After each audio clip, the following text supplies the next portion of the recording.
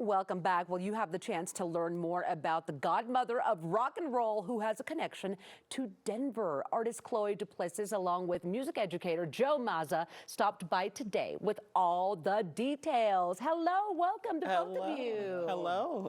Well, let's talk about this because it's so exciting and also it's going to influence so many people. Chloe, for those who aren't familiar, tell us more about Sister Rosetta Tharpe. So Sister Rosetta Tharpe was an American music pioneer. That's the best way to kind of sum it up.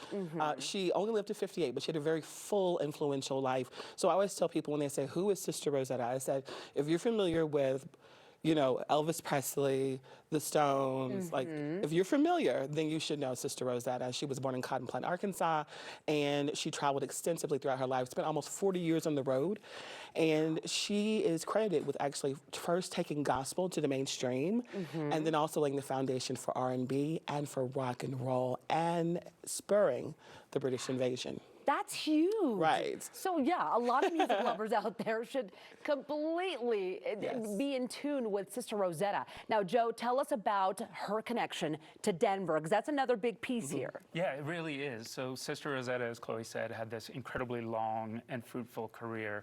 She had performed in Chicago, in New York, in Nashville, everywhere with different band leaders and performances, and in the mid-40s, she met a musical partner named Marie Knight, who became one of the more fruitful periods in her career.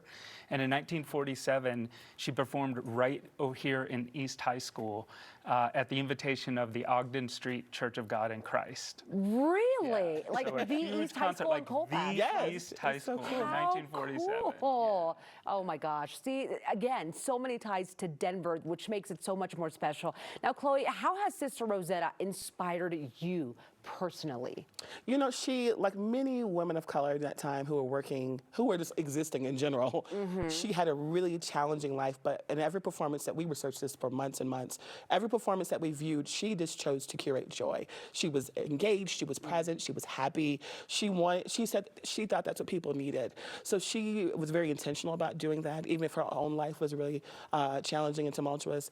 And she inspired me because she just kept going. And as a person navigating disability, I think that is something that you are consistently, you're making that choice. Right. So I didn't even know that she navigated disability until we researched her for this exhibition. But later in her life, she had a leg amputated, and 6 months later was performing, rocking out on the guitar. You were kidding. I'm telling you. What a positive person and influence, and a good way to look at everything she did, how she did it, and kind of put that into our lives. Tell me what you've brought today, Chloe, because I want to know all about it. Yes, absolutely.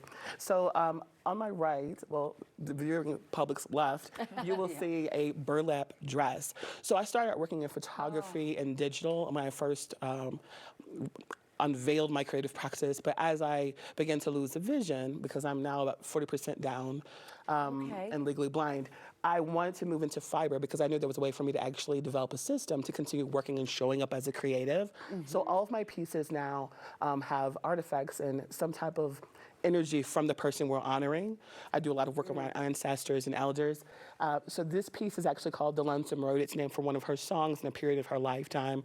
This represents young Rosetta. So this is her possibly in her late teens, early 20s. Keep in mind, she debuted at age 6. So she was performing her entire life across the country, across the Bible Belt. And this piece actually is, we have the yellow, we have the white, and we have the traditional colors of burlap. Additionally, for persons who are low vision or navigating a different season of life, I always use really bright, vivid colors. It's easier for the eye to receive that. Yes. Well, Chloe, you are such a light, and everything you do is so inspirational. Now, there is an exhibit where people could come check this out right in the heart of 5 Points. How can people be a part of that? So we are at the Blair-Caldwell African American Research Library. It's the only one in Colorado, and it's one of only 5 in the United States. And it's here in Denver in 5 Points, historic 5 Points. During library hours, you can come in. It's free to enjoy. It's family friendly. We have several Braille pieces I've created.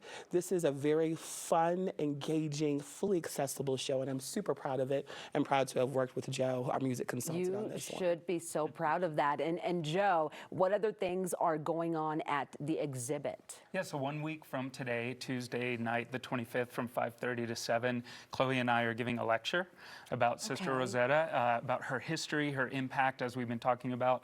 I'll be sharing specifically about her guitar playing because she was an incredible, she was a guitar hero before that term even existed. Yes. Yeah. And so on the 25th, we'll be doing a lecture. But then, as Chloe mentioned, the library is great about giving tours. The beautiful thing about this exhibit is everything Chloe does has an element of history, an element of beauty and art, and an element of healing.